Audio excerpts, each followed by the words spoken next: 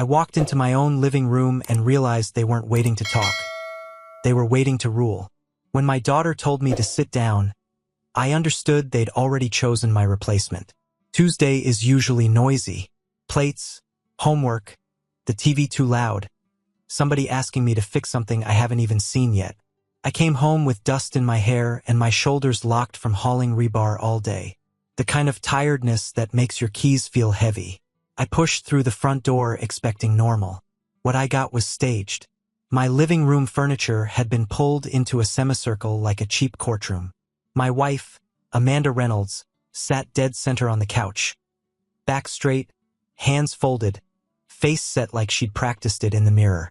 Sophie, 16, sat to her right, eyes down. Emma, 14, sat to her left, jaw tight, staring at a spot on the carpet like it was safer than looking at me. And my mother, Carol Reynolds, was in my recliner. Not perched on the edge. Planted, legs crossed, remote in her hand like it came with her name on it. Brian leaned against the mantel. My older brother. Clean shirt, clean hands, relaxed posture. That smug comfort of a man who doesn't feel like a guest. I stopped just inside the doorway. Boots on the mat. Lunchbox still in my hand. "Hey," I said. My voice came out flat. Nobody returned it like normal. Nobody asked about my day. Nobody moved. Amanda tilted her chin, the way she does when she's about to correct a stranger. "We need to talk." I looked at my mother in my chair. "Why are you in my—" Carol cut in. "Don't start."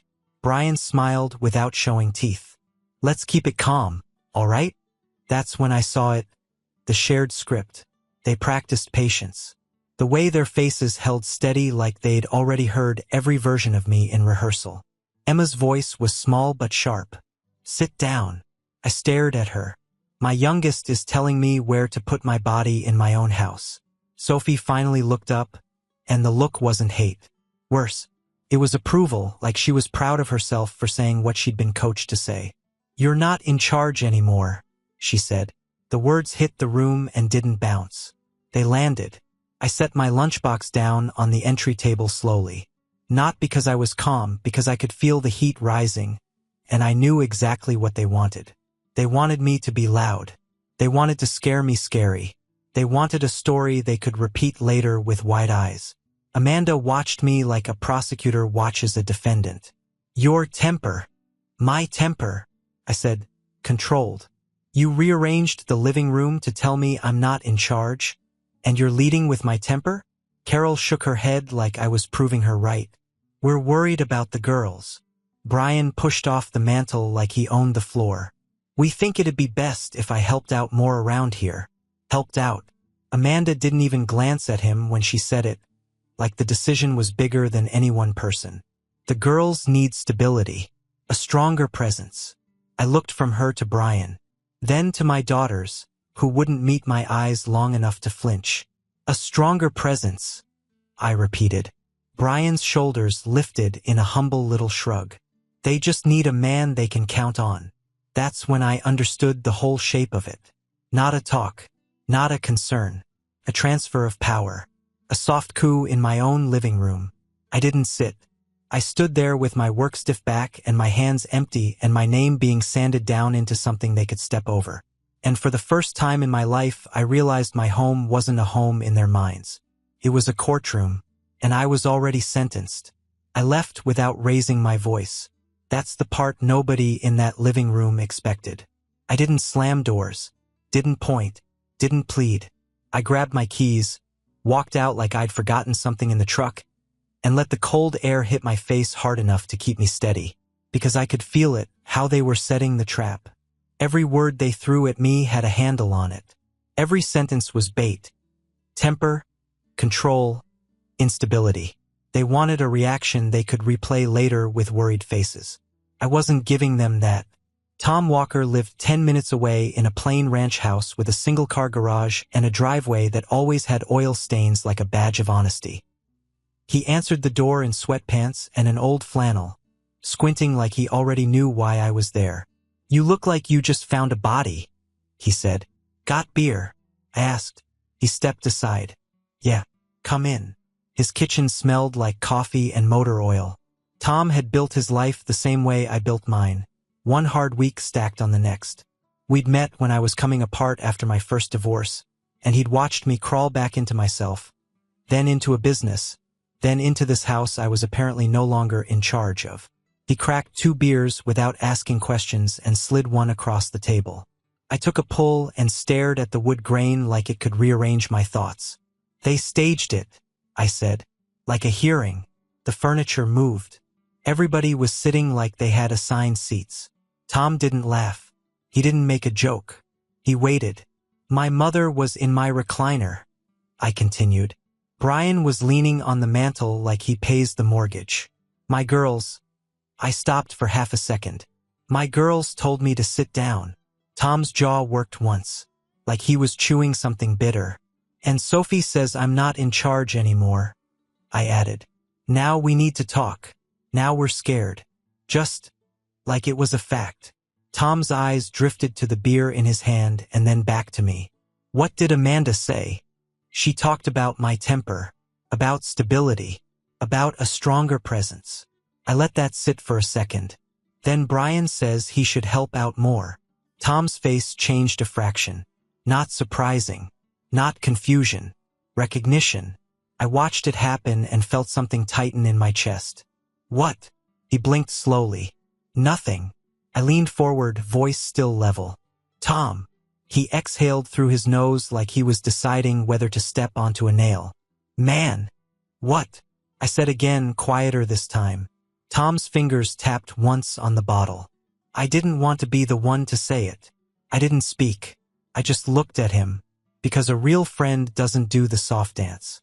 He either tells you or he lies to you. Tom looked away for a second like he hated the angle of the truth. Then he looked back at me, eyes steady now. "I saw Amanda and Brian downtown," he said. My face didn't move, but I felt my stomach drop like an elevator cable snapped. "When?" I asked. "A few weeks ago.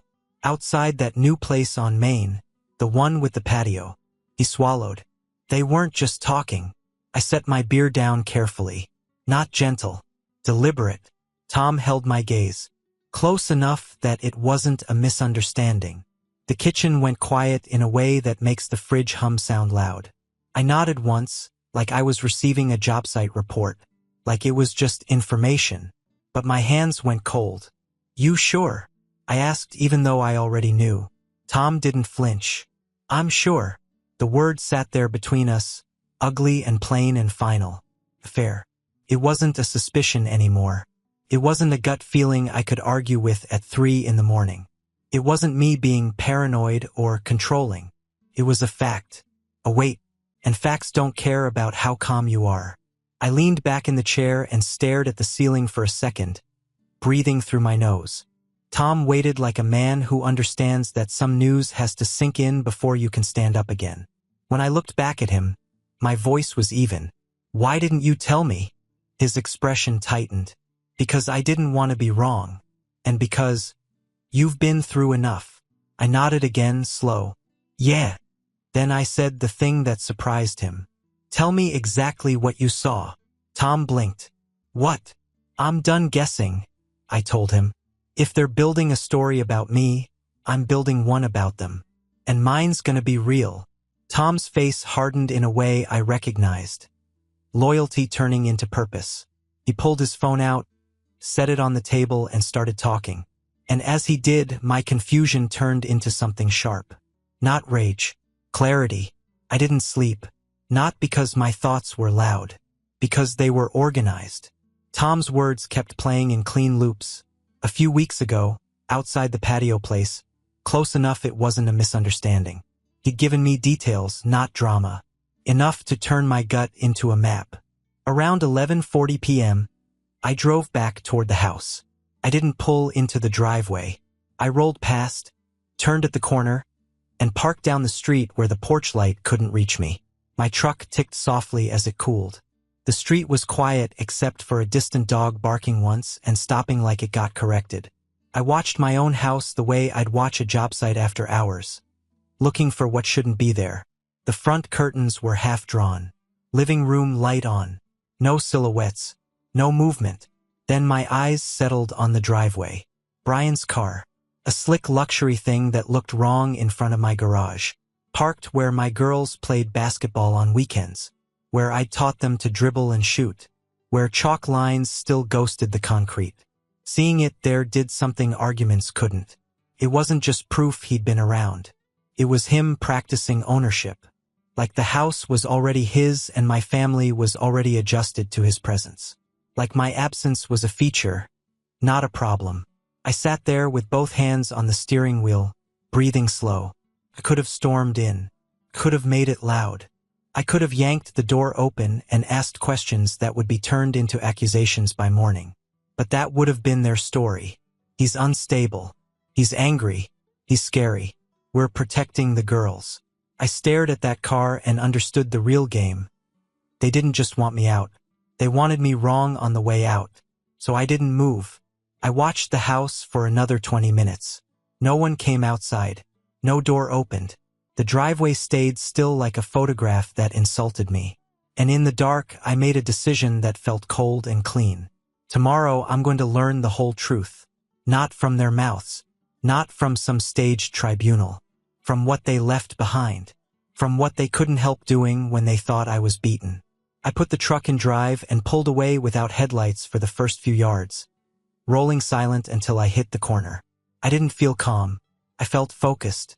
Because when someone tries to erase you from your own life, you don't beg for your spot back.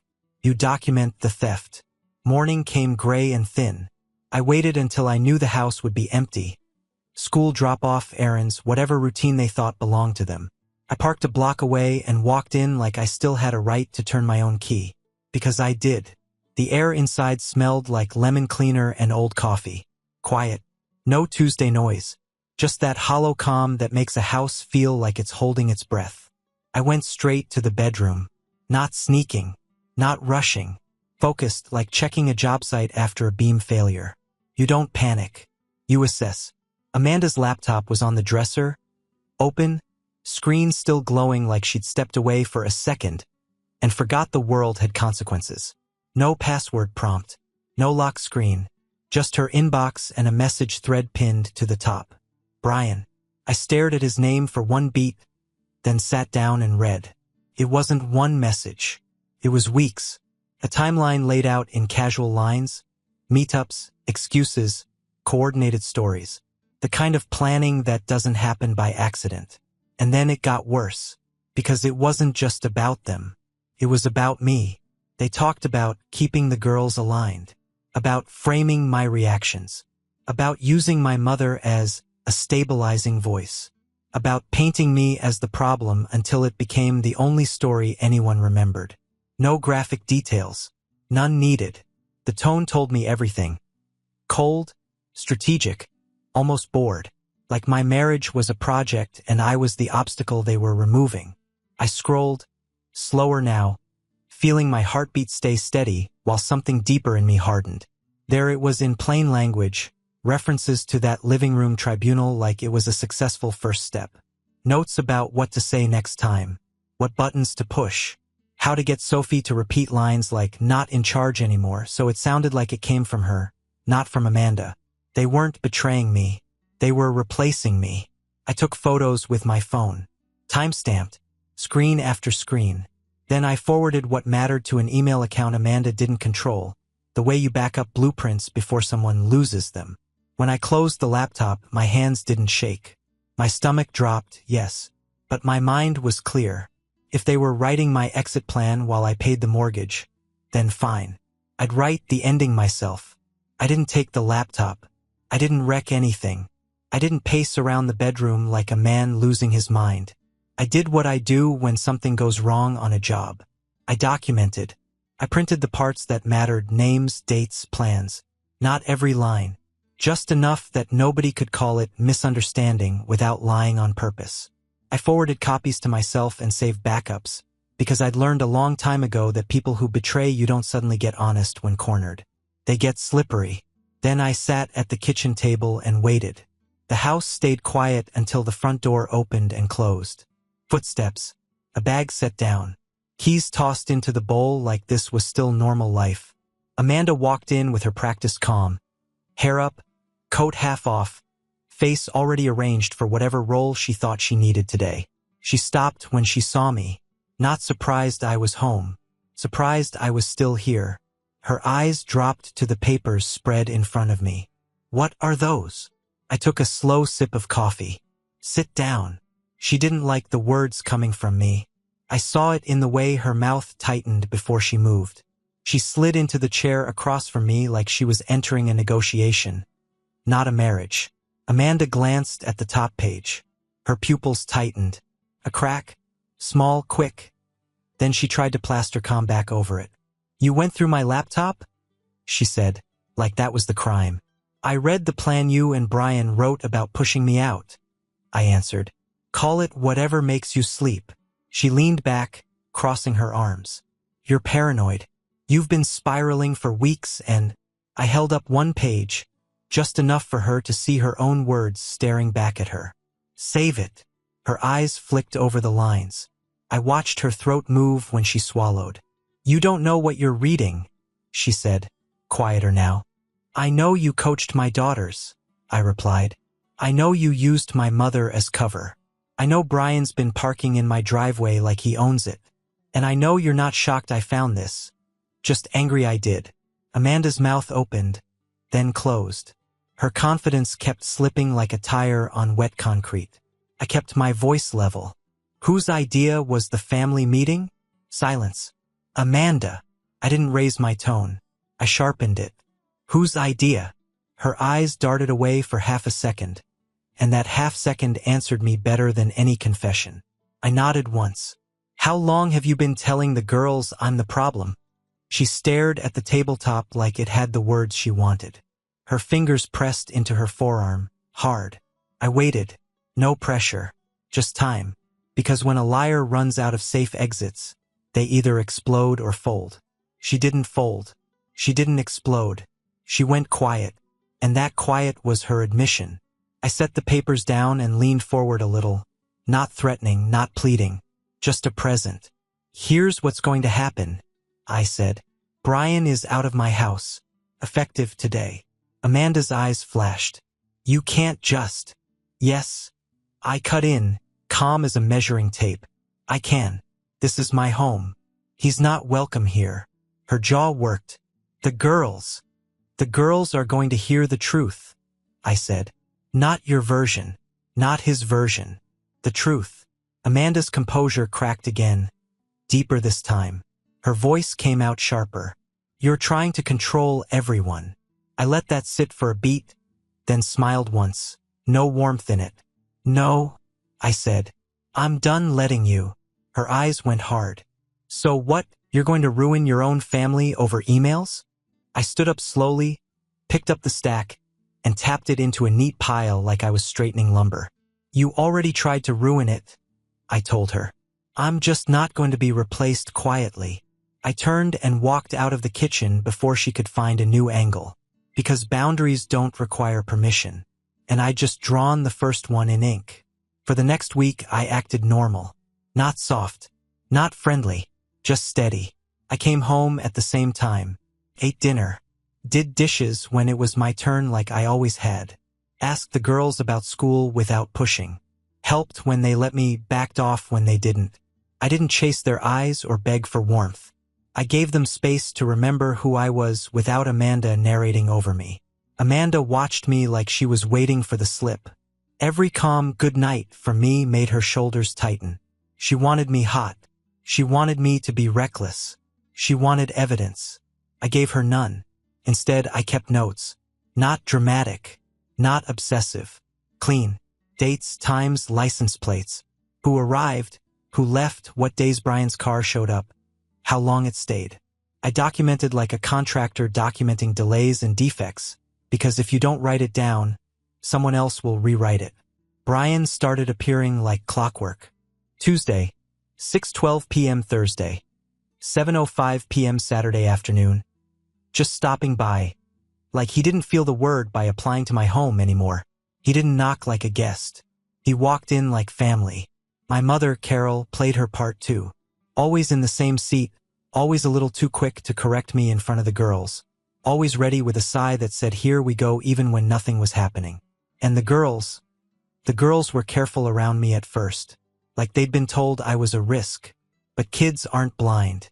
They notice who stays consistent and who performs. Sophie lingered one night after dinner, pretending to look for her charger while watching me rinse plates. Emma asked me a simple math question like it hadn't been decided that I was no longer useful. Small moments, not forgiveness, not loyalty, cracks in the script. By the end of that week, I had a timeline, a pattern, and something even better than an argument. Proof that this wasn't a mistake. It was a schedule. A takeover attempt dressed up as what's best for everyone. And I was done being the only man in the room who didn't come prepared. They tried it again on Sunday. Same semicircle. Same performative calm. Same bodies placed like props. But this time there was an extra chair. And in it sat Tom. His posture was stiff, eyes uneasy. Like he'd been lured into something he didn't agree to but couldn't escape without looking like the villain. He met my gaze for half a second and looked away, and I knew exactly what they were doing. They wanted my friend in the room so the story sounded credible. Amanda stood near the window like she was about to address a council. "We asked Tom here because we care," she said, voice soft, controlled, therapy speak with teeth under it. "We're concerned about your behavior." Carol nodded along like she'd rehearsed her part. "It's been unhealthy." Brian sat too comfortably on the couch, legs spread, hands clasped, wearing that mediator mask like he was the adult in the room. "Nobody's attacking you," he said. "We just want what's best for the girls." I looked at my daughters. Sophie's arms were crossed tight, like she was trying to hold herself together. Emma stared at the floor again, but her foot tapped like she wanted to run. Amanda gestured toward the empty chair. "Please sit." I didn't. I set my phone on the coffee table screen down, then took one step forward, not into the circle, but close enough that everyone had to acknowledge I was standing. "I'm going to keep this simple," I said. Amanda's mouth twitched. She hated simple because it leaves no room to spin. "You staged a meeting to tell me I'm not in charge anymore," I continued, calm and clear. "You positioned my brother as the new man of the house, and you coached my daughters to repeat it." Sophie's head snapped up. "Dad." I held a hand up, not to silence her, just to slow the room. "Sophie, I'm not blaming you. I'm naming what happened." Amanda stepped in fast. "That's not what it is," I said, still quiet. "And I have it in writing." Brian's expression tightened for the first time, that relaxed confidence finally catching a hairline crack. Carol leaned forward, voice sharp. "How dare you go through Amanda's? How dare she plan to erase me?" I replied. The air shifted. Tom's eyes flicked to Amanda, then Brian, like he was finally seeing the wiring behind the wall. Amanda tried again, voice syrupy. "This is exactly what we mean. You're escalating." "No," I said. "I'm refusing your script." Brian raised his palms. "Look, let's not." I turned my head toward him and spoke like I was addressing a trespasser on a job site. "Get out of my house," I said. The words were clean. No shouting. No profanity. Just a boundary placed in concrete. Brian blinked. "Come on. Now," I said. Amanda's voice snapped. "You can't tell him." "I can." I cut in. "This is my home. You don't get to install him here like furniture." Emma finally looked at me, eyes wide. I shifted my focus to Amanda. "You're going to tell the girls the truth." She laughed once, sharp and fake. "About what?" "About the affair," I said, and let the word land. Sophie inhaled like she'd been punched. Emma's face went pale. Carol made a strangled sound. "What are you?" I didn't take my eyes off Amanda. "And you're going to stop using them as a shield." Amanda's composure tried to hold, but her cheeks flushed. Her eyes flashed toward Brian. Too quick, too telling. Tom stood up slowly, chair scraping the floor. "Amanda," he said, voice rough. "Is that true?" Amanda's head snapped toward him. "Tom, this is none of. It is as if you dragged me in here to help you paint him as crazy," Tom replied. He looked at me, then back at her. You told me he was spiraling. You didn't tell me you were sleeping with his brother. The room went dead quiet. Brian stood up fast. This is ridiculous. I pointed at the front door. Out. He hesitated just a second too long, then grabbed his coat like he'd always planned to leave on his terms. Carol looked stunned, smaller now, eyes darting between us like she couldn't find the version of reality she'd memorized. I turned to her last. Mom, I said, voice steady. You need to decide if you're my mother or their cover. Carol's lips parted. No words came. Not yet. But the question was in the room, and it wasn't going anywhere. Brian walked out first, face tight, jaw clenched. Amanda stood frozen, caught between image and truth. My daughters stared at me like they were seeing a man they didn't recognize. Not because I was angry, because I wasn't, and that's what they couldn't spin. Once the second tribunal collapsed, the house got quieter, but the numbers got louder. I started prepping for divorce the way I prepare for an audit on a big job. Assume something's missing until proven otherwise. At first it was small. A transfer I didn't recognize. A credit balance that didn't match the rhythm of our bills. A savings account lighter than it should have been, like someone had been taking scoops instead of chunks. Quiet enough you don't notice unless you're looking for it. Then I looked for it. I pulled statements, checked dates, built a simple timeline beside the one I'd been keeping on Brian's visits. Patterns don't just live in driveways. They live in withdrawals, too. There were payments to accounts I'd never authorized. Charges that didn't fit our life. Cash pulls that felt like someone didn't want a record of what they bought.